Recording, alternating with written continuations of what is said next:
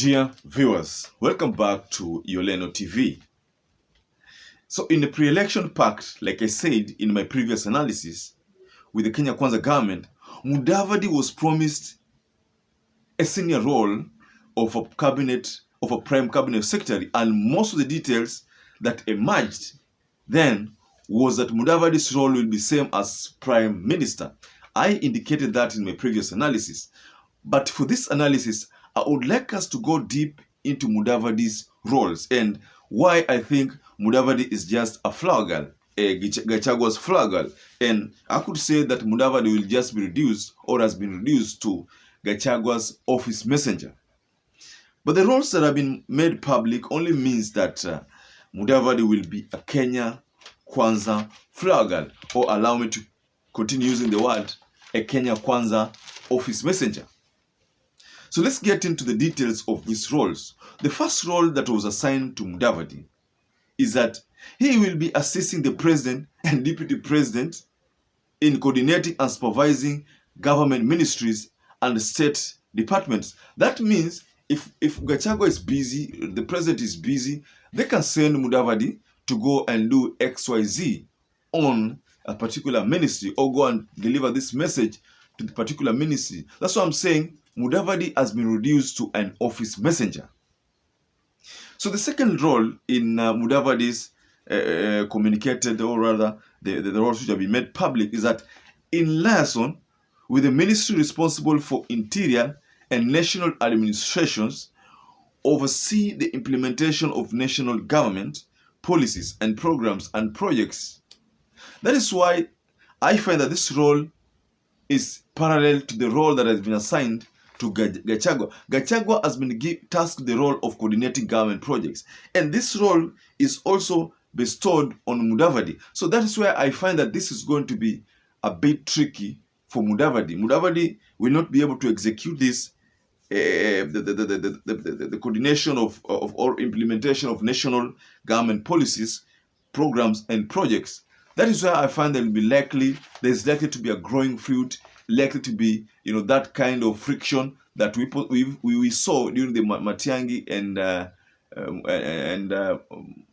the deputy president back then, William Samoei Ruto. So the third role is chair and coordinate national government legislative agenda across all ministries and state departments in consultation with and for transmission to party coalition leaders in parliament.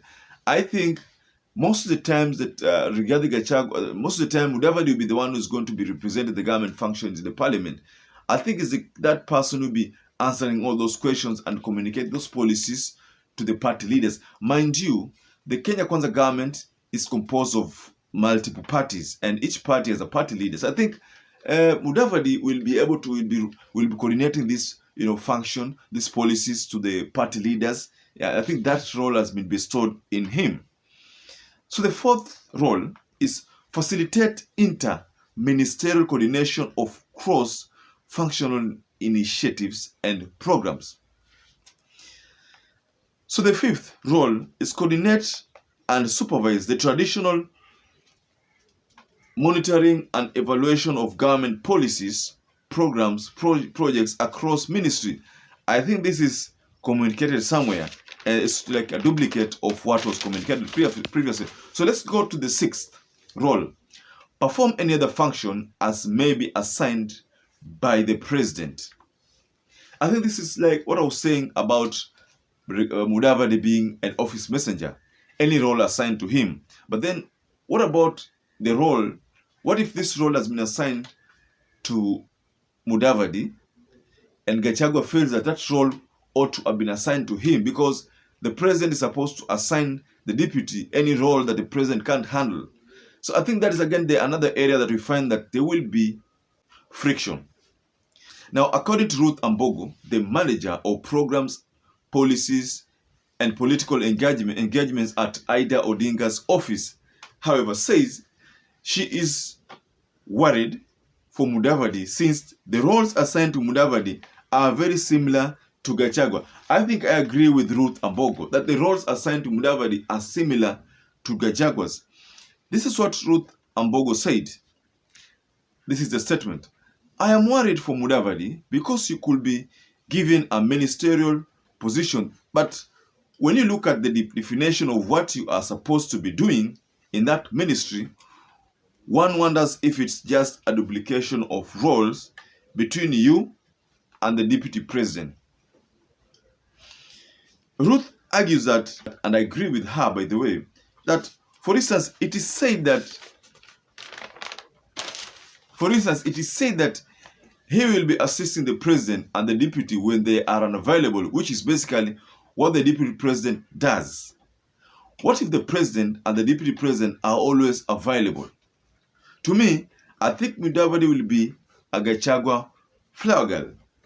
I'm seeing a scenario where now the president will always, by the way, in the constitution, when the president is away, the deputy president takes over the roles of the president in an interim capacity. That's when the president is away. But when the president is available, then the president is most likely going to communicate those roles directly to Gachagua. I look at this as, the protocol being that the president is here, Gachagua is here, the third in command is Mudavadi. I'm not seeing a scenario where now Mudavadi will be likely to bypass Gachagua and go to the president directly to take a role or clarification. That is likely to cause some friction again, because Gachagua is likely going to look at the protocols.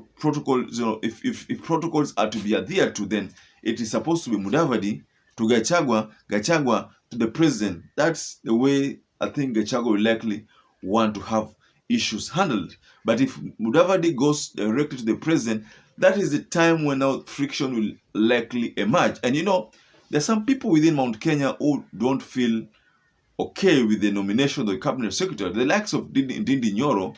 Ndindi Nyoro is probably not happy with that nomination, because when he went with the president to the UK, there was expectation that Ndindi Nyoro will be one of those powerful ministers in the Ruto administration, but he is not selected or is not nominated.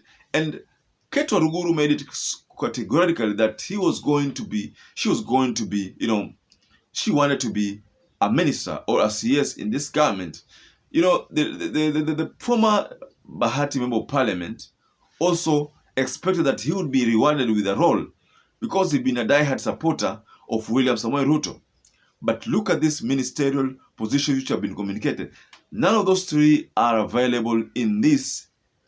So that means they are likely not to be comfortable with the arrangement. And then when the vision start to emerge between Gachagua and Mudavadi, then these people will likely try to defend Gachagua. And they're likely to tell the president directly that no, the pact was between Mount Kenya and Rift Valley, and we delivered to you many votes. Now please just take a moment and treat Gachagua with all the respect that Gachagua deserves. So ladies and gentlemen, do you think Ruth Ambogo is justified the remarks that she made about the friction, which I personally think, to agree with her, the frictions that are looming? Do you think Ruth Ambogo is justified? Kindly share what you think below the comment section there, and please allow me to wind up with those few comments. And please, I'd like to urge you, for viewers who subscribe to our channel, please support our channel by subscribing to it.